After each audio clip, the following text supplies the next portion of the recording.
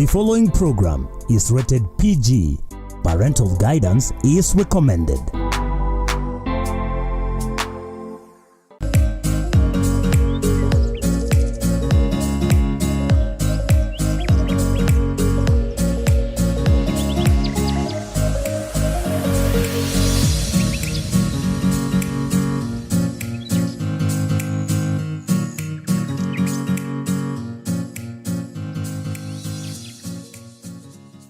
Picture this. You start a business. You follow every rule to make that business successful. Because indeed, you want that business to be a success. And after some time, the business is a complete success. So now, as time goes by, you say, hold on, I've got passion and something different. And I think the only way to keep on enjoying this passion is to develop a business out of this passion. So when I looked at this particular scenario, I kept on saying, what was going to be the best introduction to this episode of the Captain's Arena this week? I took down some notes, and that was yesterday evening before I came to this interview. Then I said, that particular conversation has to be around the DNA of a resolute entrepreneur, a conversation with a CEO and founder, Euray Safaris. I'm going to leave it there because then I've introduced the business that we're going to look at today. But before that, I just want us to jump a little bit back and do a proper introduction of this particular episode. You're watching Captain's Arena. My name is Simba Elijah Charles Kiage. This is most certainly Lookuptv. The hashtag that can actually use to get in touch with us is Captain's Arena hashtag, and talk to us as well. Good. So let me then take time to introduce a man that I've been looking forward to speak to for quite some time. His name is Raymond Cheruyoit, who's the CEO and founder, Euray Safaris Limited.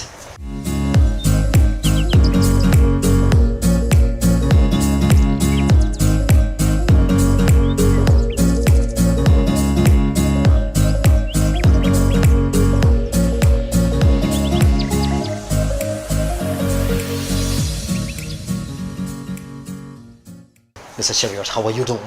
Thank you so much, Simba. Happy to have you around. Let me begin this conversation like this. That you start a business that is quite successful. Some people would like to say, that's it, I'm comfortable. I'm running a successful venture, so there's no essentially need to start a new business. But then that's not true. What is that thing about you that sort of makes you say, well, I want to start again? All right. Basically, it is said that if you are not growing, then you're dying. So if you are not growing, you're dying. If you get satisfied with what you have, then basically you reach the end. Certainly not for me. I look out on the sides on what else I can do, having run a business that has succeeded. Yes. And hence the reason why I thought about this other business, Euray Safaris. That's it. And yeah, just to answer the question, what is the driving force? It is the passion. It is that thing that is coming from within, and that looks out to having me into the next level of doing things. And yeah, that basically is what drives me. Yep. Let's down a little bit back. You know what they say, that people do not accidentally end up somewhere. That they go back to their history. Whatever it is that they're doing right now, you would point it back to their childhood. Mr. Raymond, where did you grow up? Let's begin from there. I grew up in Kericho. Yes. I was born in a village called Chemoset. Basically, Chemonkeys. Yes. Oh, that's what it means, yeah? Yeah, Chemoset is monkeys, a place where there's so many monkeys. Ah, okay. Yeah. That was way back in 1980. That's it. And I grew up into a family of my grandma, my maternal grandmother, and my paternal grandmother. Yes. That's how I grew up into and seeing myself, okay. And I went to a primary school which was in the locality, the most nearest. It's called Cheruyoit. Cheruyoit basically means somewhere high in the ground. Okay. Somewhere high off the ground. which was about 5 kilometers from where my paternal, my maternal grandparents were living. Yes. And from Cheruyoit Primary School, then I went to Mangu High School. At least people know about Mangu. No, performer now. I'll talk about that story. Just that way. Then I went to the neighboring university to Mangu, that is Jomo Kenyatta University. Yes. And that is where I picked up from. I'm a graduate of physics and post of computer systems, a bit of accounts, which was necessitated by the work that I was doing then. And I worked a lot with accountants. I still do work a lot with accountants. And here I am in the tourism industry, which started 3 years ago. And yeah, I think that's what it is. Pretty much. I want to take it back to the childhood. Yes. Did you used to walk to school? Yes, I walked to school barefoot, so to speak, for 5 kilometers. You wake up early in the morning, 7. So in a day, I think I would do 20 kilometers. 5 kilometers to school, 5 kilometers back for lunch, 5 kilometers back to school. Hold on, you used to come for lunch? Yes. During that period again? Yes. You had to come back for lunch? We had to come for lunch. There wasn't anything like packed lunch? Or... Nah, nothing. Yeah, and that is a very true story. It was really a barefoot scenario. So it was very normal for us. So some of us have got a lot of stamina in running. And I keep questioning myself why I did not become an athlete. Yeah, because, isn't it? Yeah. Because 20 kms a single day, that's yeah. See, by the time you're done with the lunch, you still go back to school hungry. Yes, by the time you're getting there. And I think it was also very good in getting the digestion. Yes, and all having that. digestion very fast and all that. Yeah. So our rate of growth was also very good, and you become lean nicely. So I think it was also serving that bit of you have to keep fit all the time. That's it. Yeah. Pretty much. And note that being in the village and all that, there are also other responsibilities. You can get back in the evening and go to the river to fetch water. And now we You're also adding on those kilometers as well. Yes. So you are given targets. You need to fetch water with the 5-liter jerry cans twice, 3 times. So you go with 2 jerry cans, go to the river, come and fill the pot, go back, fill the pot, go back, fill the pot. That's you're done for the target. Yes. And that is basically preparing you. That is what is needed for you the following day, because then you need to wash your legs before you go to school. Get cleaned up, and you also help in making sure that there's constant supply of water. Yes. For my grandparents. That childhood right there, when you crossed over to Mangu High School, yeah. You've been, I would say, a village boy throughout your life for those 10 plus years of primary school, because I know back then there was primary school, there were no grades, and then you go to Mangu High School. Mm-hmm. Were you one of those people who went into a culture shock of how things were running on the other side of life? Yes, somehow, because it was quite a transition though. Yeah. I remember we traveled at night with my dad now. When you're going to Mangu? I came to meet, we met when I was 14, and you said, okay, fine, you've done very well. I'm going to take you to Mangu. I'll accompany you. So we took a night bus. We got into Nairobi, seeing a lot of buildings. Buildings and lights all of a sudden. Yes, and the only sound that I could almost remember was the call for the Deka Deka. Oh yeah. Deka Deka. Yeah. Yes, that one. Still is. Then there used to be some buses that looked like loaf of bread. In the shape. Yeah, I do know that. I still see a couple of them, by the way. Yes. Yeah.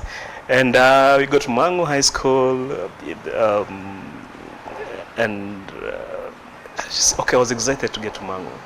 I had been having a lot of manifestation about being in Mangu, and that was because there was someone who was in our village who had been there about 7 years before I did. And I got to this school. Of course, this is where you're having a lot of Nairobi guys. Right, Guys, cool kids. Yes, Yeah. the cool kids. But there's one gentleman though. Yeah. His name is Teddy Mureithi. He welcomed me in a way, and he was also in Form 1. He had just really, it's only that he had gone earlier than me, and he knew the places around the school and all that. So he welcomed me, took my small box, took me to the dorm, said we're going to be dorm mates and all that. You can sleep here. And looking around, I had a very thin mattress like this. Why? Because that is what I mean. That's what I came with. That's it. Yeah. Very thin mattress. Now you see, looking at the cool kids, a lot of huge mattresses. Heavy mattresses. Heavy mattresses. And yeah, all high that. density. And okay, fine. Yeah. Okay. My God, it's gonna be. I removed, but I didn't have any form of like washi or shem. I was just ready. So I told Teddy, help me. Is it because you didn't have a comparison? I didn't. Okay, then I could take what I've been given. Okay. Yeah. I really could take what I've been given. And my first night in Mangu was terrifying. Not for anything else, but mosquitoes. I woke up in the morning and I had blood all over my bed sheets. Now these cool kids that come with the mosquito nets, nets and all that. Yeah. I'm looking around and I say, hey, you guys, I'm not going to be here again. I can't work with the nets. So I talked to Teddy and he suggested that why don't you ask for permission? We go to Theka, we buy mosquito nets and all that. Yeah. And that gave me an opportunity to look for a bigger mattress. Yeah. And I owned that mattress for the entire 4 years. Because I had a lot of treasure with it. I had a lot of attachment. So he got back, and now I was somewhat comfortable with what I'd been given. So I took my pocket money to get the mattress. I can't remember how much the mattress was, but I know I took all my pocket money to spend it on the that mattress. comfort. Yeah. And that has been it. My trend has been, you need to set yourself in a space where you're comfortable. Mm-hmm. Or even if you don't afford it, you manifest towards it. And that is what motivated me. Every other time when we were on holiday, like on December, I'd be yearning to do something that would earn me some money for an extra mile. All right, those village kibaruas. Yeah. So hold on, I just want to learn that I think going to Mangu back then was a big thing. Of course it was. And Mangu will be known all over, isn't it? Yeah, of course. But here you are coming back home and then going to mix with the village boys now. Yeah, we essentially doing the kibaruas in the village. I mean, in the village they used to call me Index 1. By virtue of the fact that I was shining around, I was the number one. I was competing with guys who are in the big schools, quote unquote. The likes of Kericho Primary, Kericho Boys Boarding, Tengecha Boys, all those schools. Of course, they were producing 1, 2, 3. But now there's this guy who is really shining, and just a local school, in the village. And everywhere around the school, because we used to do round tests. Schools then used to combine efforts. You'd go from one school to another school doing tests. We used to call them round tests. Mm-hmm. So in every single time of those round tests, in my last year of primary, I was number 1. And they just used to call Index 1 from Cheruyoit Primary School, and everyone else started calling me Index 1. Yeah. Do they call you that nowadays when you go back home? I don't think so. You need to go and investigate. I don't think so. So now, for that simple reason, everyone got to be anxious to know where did he go to school. And now they were told I went to Mangu High School. Then I became an inspiration to other children who were also in the same category of growth. Yes. Yeah. But then now they're meeting you back at home again, mixing with them, doing the vibaruas on holiday. Yeah, I mean, it wasn't a big deal. It was not to them, to you maybe. To you, it wasn't a big deal. To you maybe. Yeah. But to them, did you realize them looking at you and asking you why you were here? Somehow, I mean, we were just mixing. I'm a very simple guy. Back then, I think people used to wonder whether I talk or not. I was a very quiet guy. You ask me a question, I answer as you've asked, and that's it. Done. Yeah. So if I'm looking back then, my grandma used to do a lot of farming for maize. When you harvest maize, because back then people used to pool resources in terms of human resource to come and harvest maize and all that. Then there would always be stray maize that has been thrown, because when you're harvesting maize, they were gathering maize at some point, and they'd always be stray. So my work with all the village boys was to go around collecting the stray maize. And once you get the stray maize, then now that becomes yours. Oh, it becomes yours? Yes. And nobody's going to come and claim it? No. Hey, you don't do that. I'd protect my stuff. So I'd say, so once you have that, then now becomes a negotiating thing with my grandma, and I say, I have a debe of maize. Can you get me one debe of maize? And because I was a very good boy around, then they'll say, okay, fine, we're adding you this. That became my earning of the things over time. So every time during school holidays, I knew I would be having that around. And I also used to help in dairy. My grandmother also used to have cows and all that. So I would do milking, take it to, and by then I used to do it in primary as well. I would wake up early in the morning, do the milking, drop the milk. Yourself? Yes. Drop the milk by the shed. That's before going to school? Before going to school. On my way to school. On your way to school? On my way to school. So we would take the milk and drop it. Then over lunch hour, people go and collect their milk cans back home. So being a responsible boy, it was effortless for my grandparents to say, okay, fine, we are assisting you in this. Myself and a cousin of mine called Dr. Kiage, we used to be like helpers. So you didn't get her asking for help from anyone else other than from us when we were in school, when we were at home, and that is what helped me a lot. So, and because I was also doing taking care of cows, grazing and all that. I used to combine two things. I'm taking care of the cows in my book. So every single time if you met me in the field, I'm under a tree reading as I take care of the cows. Yeah. That particular instinct that you had to continue reading, and also it's not a thing that you'll find village boys do. Because I know the life. Because I know the life of a village boy. No, that one was had a lot of manifestation. To tell you, because I didn't have money to buy books for revisions and all that. So I would take advantage of borrowing. I make sure that I've copied as many notes from textbooks as possible, and formulate questions, possible questions that would come in a certain subject. So I had used to have a very big piled up exercise books.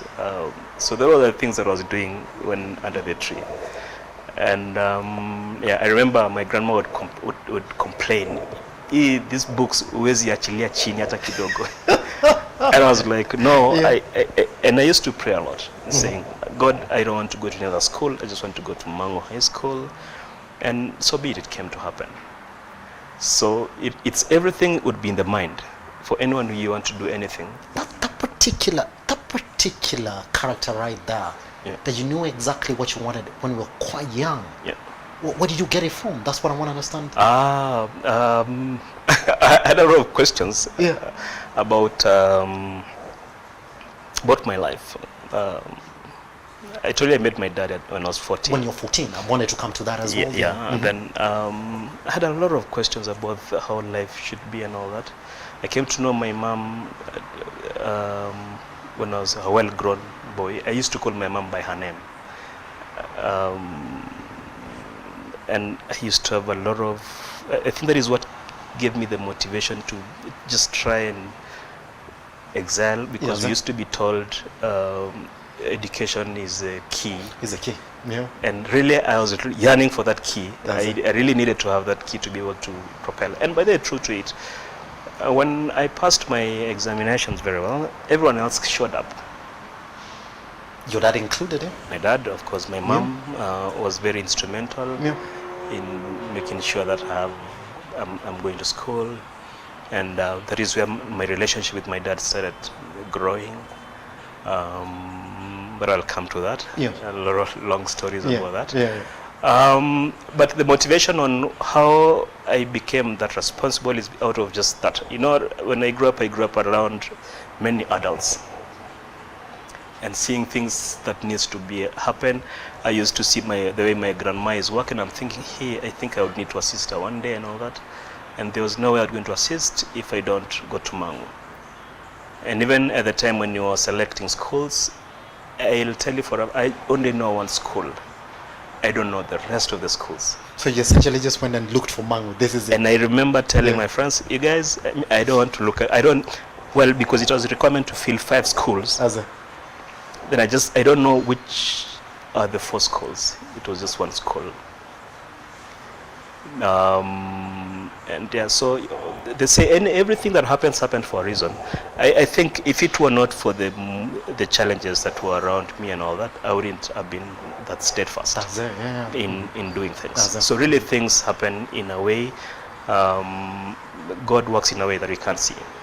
Yeah. So I want you to take me straight to Cheruyoit now. Yeah. Out of Mangu, straight forward to Cheruyoit. I think by then your eyes have been opened. It's still on the same route on your way to school. Here you are in university. Did you know exactly what you wanted to study at the point of getting to Cheruyoit? Yes. I think when I left Mangu back then, and of course after results coming in, I've gotten my B+ here, and I'm thinking, okay, fine. I always wanted to be an electrical engineer. By then B+ was a big thing back then. Yes. To find like 1 or 2 students with an A, isn't it? Yes. But Mangu was a big thing. No, Mangu was a very big brand. Of course, bearing the fact that of course I had a lot of challenges with school fees and all that. I'd be away at home for 2 weeks, 3 weeks. But that yearning to stick around and make sure that you are happening things, I think I should have scored much better. But the only challenge that came was when there was clustering and all that. I didn't follow up. I just sat and I said, whatever comes, I will do the best with it. And then I was called to go study BSc in Cheruyoit. Yes. Then when I got in there, then we had options of what you can pick from that BSc, and I picked on the BSc Physics. And I said, okay, fine, I would need to leverage on that. Because I wanted to be an electrical engineer. I'm doing physics. But again, anyone who is doing any form of engineering has to be very good in physics, and mathematics, and which was a thing that I really did with a lot of treasure, with a lot of pride and all that. But in Mangu, in Cheruyoit, first I need to tell you that I took myself to school. I paid all my school fees. In Cheruyoit? Yes, by me. When I passed, and my dad was like, okay, you guy, I've taken you to Mangu. You guy, I ain't got any money to take you to university. Like that's it? Yeah. I wash my hands. Yeah. Okay, I said that you're good. You're a big guy. It's gonna happen. And I had to think very fast on what possibly I can do, and I went to the tea estates. Did a lot of manual work in the tea estates.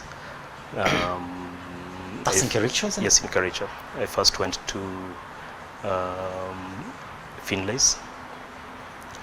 Then from Finlays I went to Brookbone then. Yes. In some estate called Koiwa. And I was staying with a friend whom I used to visit when I was in Mangu. He was in KU. Then he had employed in Koiwa as an field assistant. Yeah. And I said, you guys, I'm not going to let you go. I'm going to cling on you. So I actually worked with him the entire period of having from high school. From high school now, isn't it? We used to wait for 1 year before you join. Before you go campus, yes. Yeah, before you go to campus. Yes.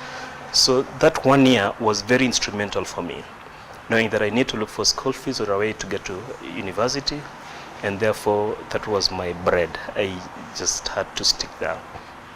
So I remember I started in Finlay's doing a lot of manual works. Then I went to Koiwa. I was also taken to do manual work. They used to call it kando kando.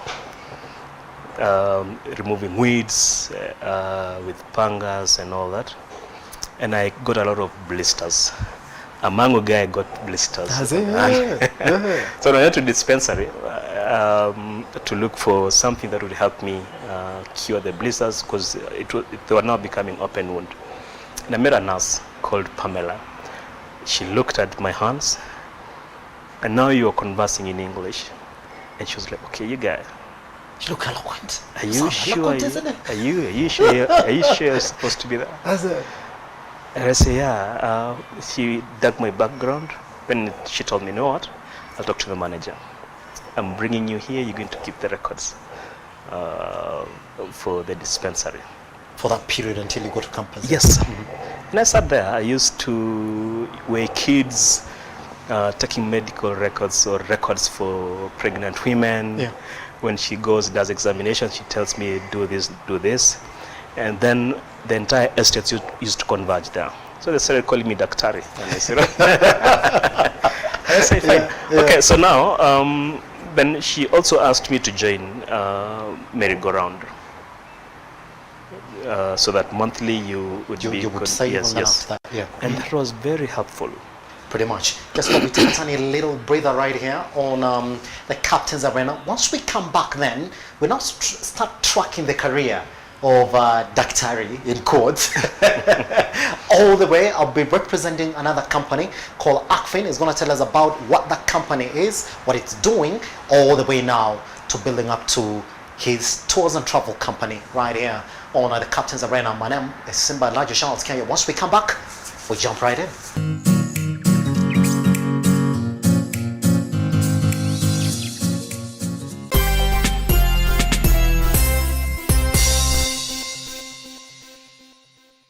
Tatua tatu kila mtu anakuanga mshindi. Kwa sasa siku ya leo umekuja hapa, unajisikia aje kwanza? Unajisikia aje? Nasikia mzuri. Na hii ni mara ya pili kukuja huku. Nina feel fit kabisa. Na nimekamia microwave. Yes. Mara ya kwanza ulishinda nini? TV. Na sasa umeshinda solar panel. Pamoja na solar battery yake. Na mashini yote ya kutoa kangamuzi ya jua kuleta mwangaza kwa nyumba. Ushaishinda kitu? No. First time. Nataka tatua tatu. Yes. Sana, at least nimepata gift yangu. Wewe unangoja nini? Mtu ambaye hajacheza pale unamwambia aje? Siacheze. Ni rahisi. Yes. Ni namba tatu. Yes. Over 18s only. Gaming can be addictive. Play responsibly. This message has been approved by the BCLB.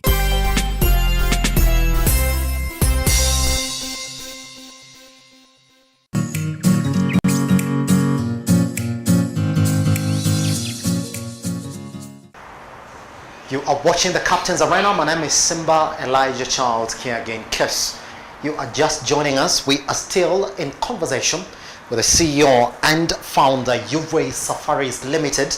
His name, Raymond Cheruyoit. I mean, if you want to listen to a story of, well, say, perseverance, then you have to take him back to the time that this conversation started. For now, I want us to jump into his second part of the story, which is now putting a face on the businesses that this man has been essentially running all the way to Euray Safaris Limited. Let's go back a bit. You've graduated now from Cheruyoit. Here you are now faced with a man who needs to start his career. Where did you start from? Man, as my graduation from the university was quite interesting. Because I think my head runs ahead of time and all that stuff. I got an engagement with my girlfriend then. Immediately after I met her when we were just about to finish. I was in my final year in campus. Okay. So I met a beautiful girl, and I knew on set this is going to be my wife and all that. So I started thinking around my mind how I was going to be a family man of some sort. Immediately after? I mean, it was a transition. So even as I was graduating, it came in like almost automatic. I'm focusing ahead, counting 10 years down the line. It's gonna be how life's gonna be with this mama of mine. Yes. I'd introduced her to my friends as you guys. He's going to be my wife, and all that. So to speak, I've never been single.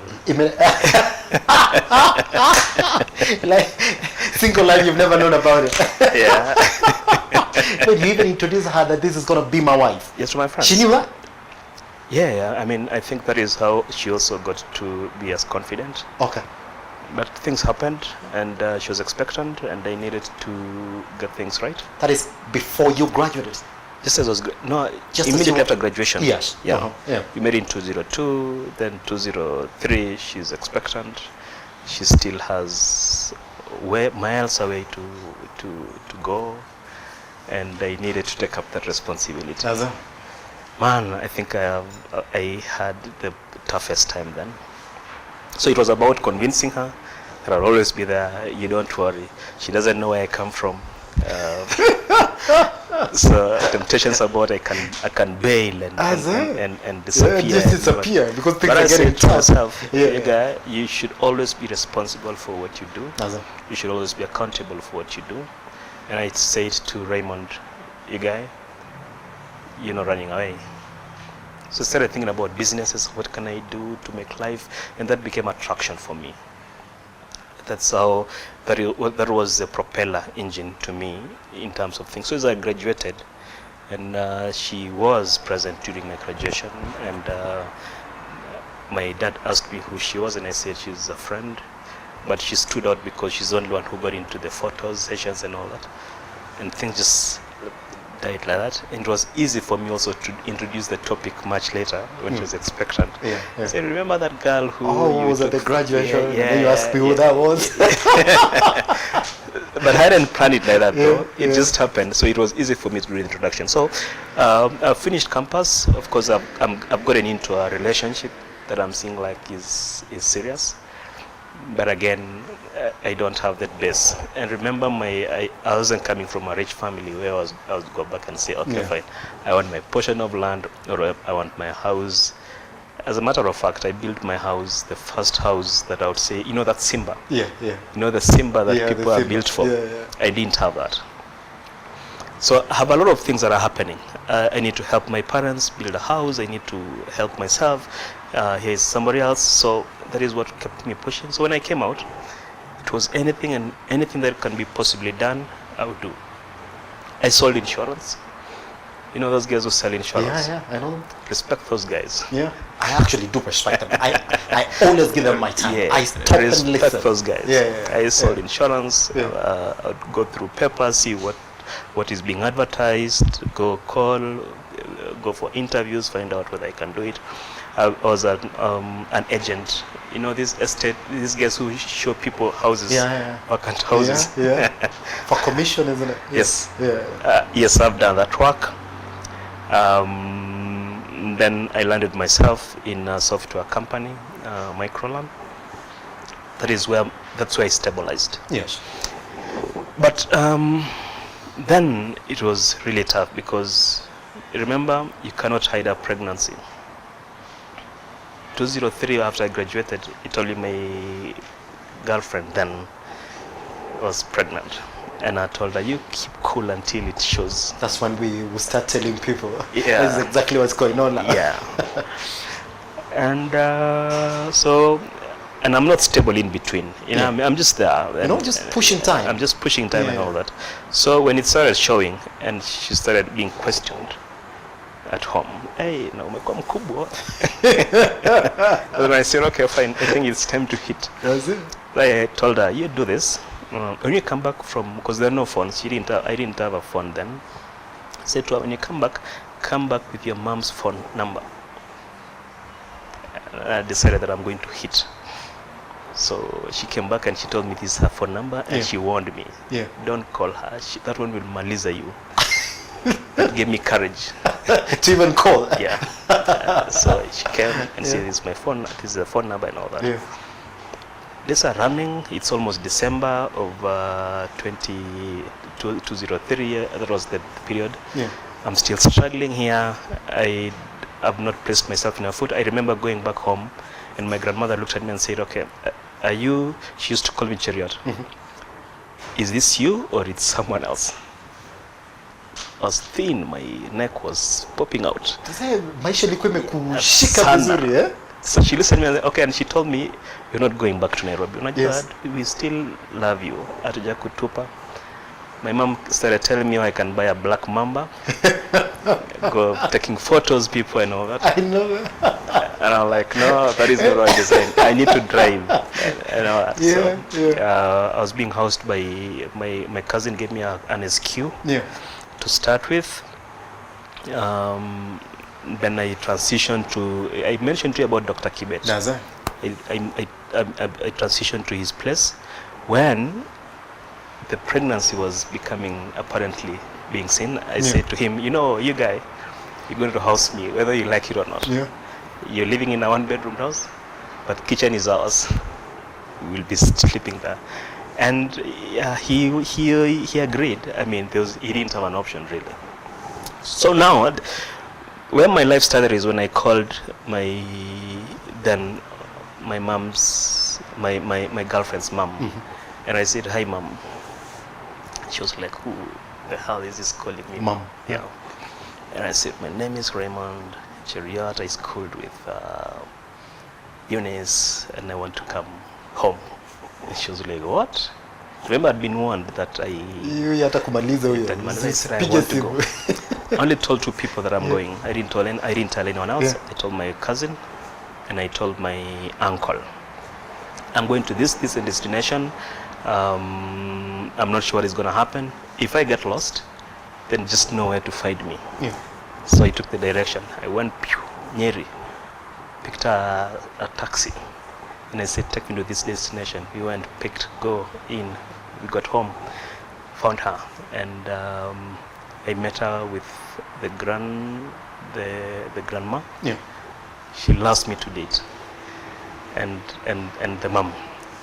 Put in a house there, and I'm thinking. I told the guy, the taxi guy. Don't go. Leave the door open. Anything can happen right now.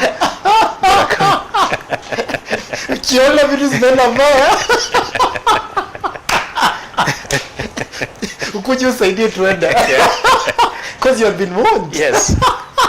Okay, fine. I said I'm responsible. Take care of that. And those are the things that kept me moving. And true to it, I took care of it. 100%. And I'm a very proud father. My daughter is in university right now. So I'm a very proud father. Yeah. And so back here we've come. I'm also, of course, still working. I told you I sold insurance. I was an agent, estate agents. Then I got into the software company. Then there I was put into sales department. And I said, okay, well, I'm used to working. Go doing demonstrations, learn the software that was being done. Then they called ACPAC and all that. So I learned well, and I became instrumental within the team about looking for business and all that. And that is again what propelled me. Then I was made in charge of the department. Then I said, I told my boss, now I want to let me code. Because that is who I am. That's where my life is. He said, okay, fine, you can code. Became a support guy. Then I went for training into Sage. Sage the product. I got certified and all that. And my life was that. I loved my work. I would sleep on site, but I didn't have a social life. How did I transition from being in Microland into where I am? I just woke up one morning and I said, okay, fine. Mr. Kituru, you've been a very nice person to me. Mr. Kituru was the CEO of Microland. Did you call him into a meeting or you called him into a meeting? How did that? I called him. No, you called him into a meeting. I said, can I see you for a minute, Mr. Kituru? And he said, okay, fine. He really liked my work. And I was like, okay, fine. I'm here for one reason. I'm requesting that you fire me. Wait, those are the exact words you used. Yeah, I'm requesting that you fire me. Yeah. So you gave him the challenge to find a reason. Yes. And it's like, okay, that's interesting. All right. And I was like, okay, fine. What do you have? But I said to him, I won't live. I would hang around, but have me as admin. Yeah. I see that now. Yeah. So you engage me, but don't tell clients that you're engaging me on a different basis. Yes, don't tell clients I've left and all that. Yeah. Because it's not necessary. Clients already know me as Microland, and therefore we'll still continue like that. It's only that my paycheck, you channel it to my account. That's it. Quote and quote. And he told me to draft an agreement. Okay. Yeah. Before I drafted the agreement, I think he went also and shared with his general manager and his management team, and I think it was passed that I should leave completely. Yeah. So from Microland, I'd requested to be engaged on a different level. I've been asked to leave. But I said, Mr. Kituro, I know you have an office in railways. Instead of wasting that space, why can't I pay for it? I will look for business everywhere else. I won't go to your client site. I will not do anything. I'll do my own thing. I'm setting up a business. Yes. And that's how Akfin started. I started making proposals. No salary for 3 months. You're just there. You can't move. I had a big vision of this company that is great, but no one else saw that. I remember my mom sending my big sister to come and convince me to still stay on with employment. And I said, because she thought I was running mad. Because they started describing how, have you seen so-and-so? Yes. Have you seen so-and-so? Yes. Have you, in their entire years of working, have you seen them saying they want to create a company? No. I said, no. Have you heard them say, fire me? But I said to them, but they're not me. I'm just me. Yeah, I mean, why would you want to compare? Yeah, I know their uncles and all that, but they're not me. Yes. I have a different picture altogether and all that. Okay, fine. If you can't listen, that's it. So I really thought through, and I said, okay, fine. Even if I'm looking for business and I'm competing against companies, and remember, this ACFIN has not been incorporated. I had just gone to the register of companies, got a business name, and that is what I'm trading with. But I'm thinking big. I'm saying I don't want small business. I don't want to go and ask for 20K business or that. I need a business that will give me $1 million shillings instantly, if not more. All right? Someone would have thought like I'm thinking weird. You're a startup. For you to get $1 million shillings plus, then you have to compete with businesses that have been there in the for field years for and years. And I remember bidding for a business with a certain company, and we were competing even with guys from South Africa for the same job. What was my competitive edge? I can offer my service for free on test.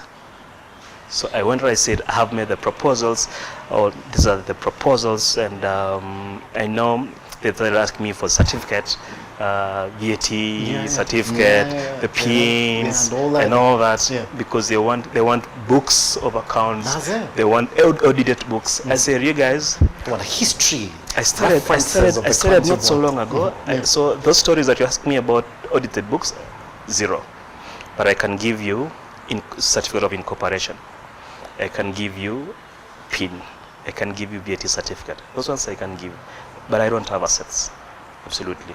The only asset that I have is knowledge. And I want to make it easy for you guys so that you don't gamble. Let me do the work. Let me do the setup. We'll do some reports. If you're happy with it, give me the job. If you're not happy, you have nothing to lose and everything to gain. I will lose everything myself. And graciously now, they gave me the opportunity to present my case. So I sat there, continuous 3 months doing work, and of course borrowing from a friend here. He's living from hand to mouth. I notified my landlord that you guy, I've just gotten off work, and I ain't got money for the next 3 months. But after that, we will have money. You get paid. Please accept that I will be late for my rent for 3 months. Then we had moved in with my wife, my girlfriend. Now we are moving in. We had moved in cohabiting. Yeah. We have a small baby here and all that, so there's a lot of struggles. She's worried what's going to happen. I said, no, calm down. I got this. Okay. So mine was to do PR on the service provider, the landlord, Mr. Kitur here, who was also my landlord for the business. They're now become your landlord. Yes, yeah. And some internet provider who had asked that they allow me to use the internet before I would stabilize. Yes. And you know what, it worked. That is God. I mean, for the landlord to accept 3 months late fee, that was a miracle, really. For Mr. Kitur to accept, even after being told, no, you don't need this guy around, is also a big miracle. That is God at work. I want us to jump from ACFIN, which has essentially grown into now a bigger company both locally and across the region, up to where you are right now. I mean, 3 years ago you started another venture, which is Euray Safaris, Yes. East Africa. You like to think that from one who's gone throughout that journey, you will say, no, I'm not going to start another business again. Could you talk to me about Euray Safaris? What do you want to achieve in the company? All right, even before I talk about Euray Safaris, Yes. I also have other aspirations. Yes. Dairy farming. That you want to get into as well? I'm actually doing it. I'm starting. We've just started. I'm about to complete something. Okay. For dairy farming and all that. Because that's part of the line or things that I would love to do. Yes. Dairy farming for me is going to be a retirement kind of plan. I'd want at some point to be able to go to my farm.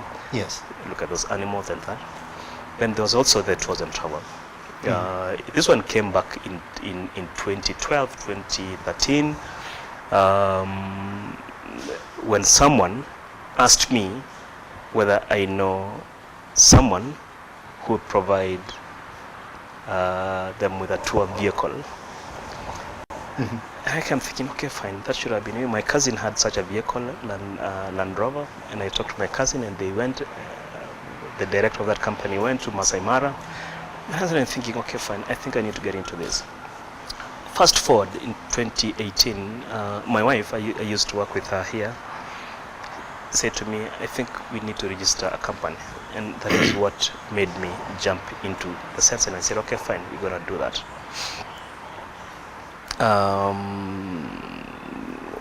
Came with a lot of passion and all that. We need to start a business that is going on. I went with her for some trip. And I came back and I said to her, organize another trip that is going to be like your company, that will go together. And I invested a seed. I said, we are not charging clients. We are getting transport for them. All right. So I got our first destination was in Taferia. Taferia is in the sides of Nyahururu, those sides, the Taferia castles.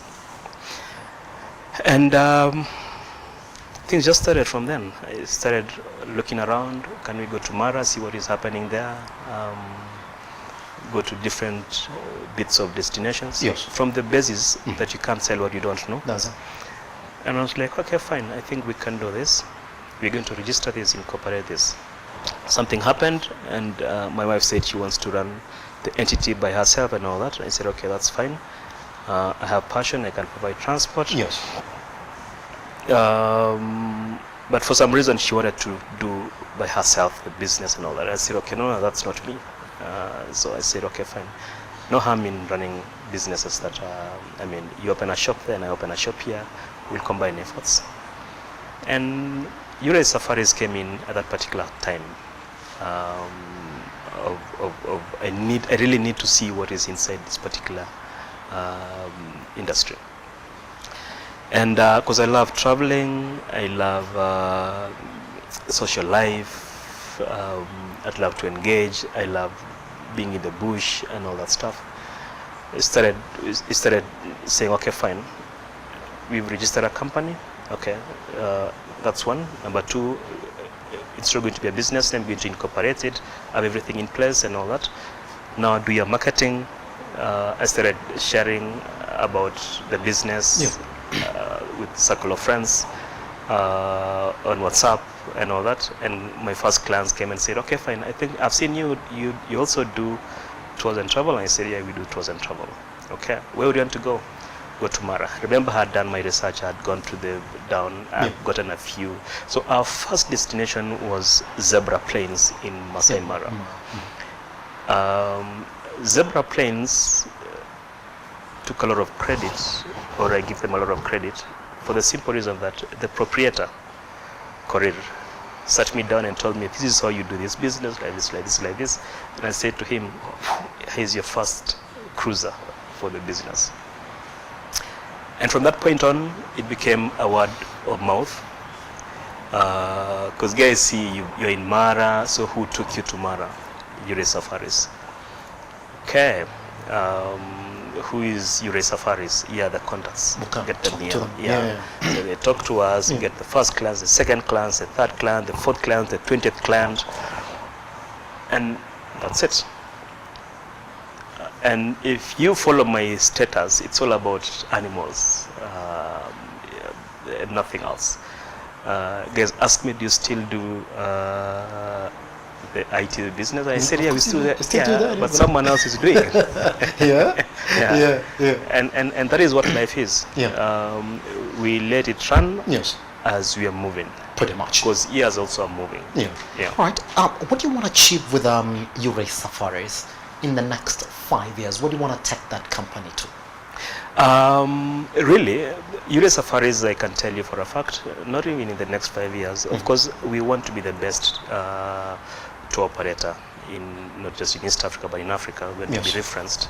It's pretty much the same way the older guys have been doing it. So it's going to be a household name in everything to do with travel, everything to do with tours. All right. And how do we achieve that? Doing things overboard. Maintaining our credibility, being able to deliver what we say we'll deliver. If we take you to a destination, we make sure that you enjoy and you create memories. What our travel's about, it's all about feeding your mind, keeping all the positives, and making sure that the client is as happy as should be. Euray Safaris is joined an organization called Tour Operators Society of Kenya, and miraculously, I got into the leadership. I'm the chair of contracting committee. Just out of the blues by speaking with people and knowing things, and and that's what it is. So today I sit in the executive committee of the Tour Operators Society of Kenya, and that's how I present myself. And Euray Safaris is a proud member of TOSC. Euray Safaris is among 100 members subscribing to TOSC, Tour Operators Society of Kenya, and we are happy. Why did we get into organization? Because it gives an umbrella protection for any small businesses that are coming up, making sure that things are aligned. Now, my producer tells me that we only have 45 seconds left for this. 45 seconds. I've got 3 questions there. That means you have to answer them in 15 seconds each. So, first one. If there's something that you like your children to know, one thing about life, what would it be? 15 seconds. Being within their space and making the best out of what they have. Next question. Is there a quote or a principle that you live life by on a daily basis? Integrity. Still one question. Final one. If indeed you're going to call it quits for a man who doesn't want to stop, for a man who doesn't see a problem with starting businesses, even when his prior businesses are making ground, when are you going to say, I'm done? I'm not going to be done. I'm not going to be done. I mean, I have a generation that I'm building. Really. So I train my children into business. They are in it. They're young, but they're in it. And that is how my continuation is going to be. They project themselves into the future. Guess what? Even as we clear this particular episode, I would say this is one of the most interesting stories, by the way, you'll ever get to hear right here on the Captain's Arena. For those guys who now want to actually travel within the East African region, even locally as well. You say, Raymond is saying, for us, it's about trust. You're going to talk to me. It's about walking the journey with you, giving you the experience that he already knows. That's why it's important then for you to actually start looking for Euray safaris if you essentially want to also get the experience that the man who doesn't want to stop reinventing himself is preaching you today. Take him back online to the time that we started talking to him right here on the Captain's Arena at Lookuptv across all your social media platforms, and look for Euray safaris as well. Follow them as well if you essentially want to then meet the man behind that particular company. Mr. Raymond, thank you very much for hosting us today. Thank you. Fantastic. All right, next week is a good time for us to do this.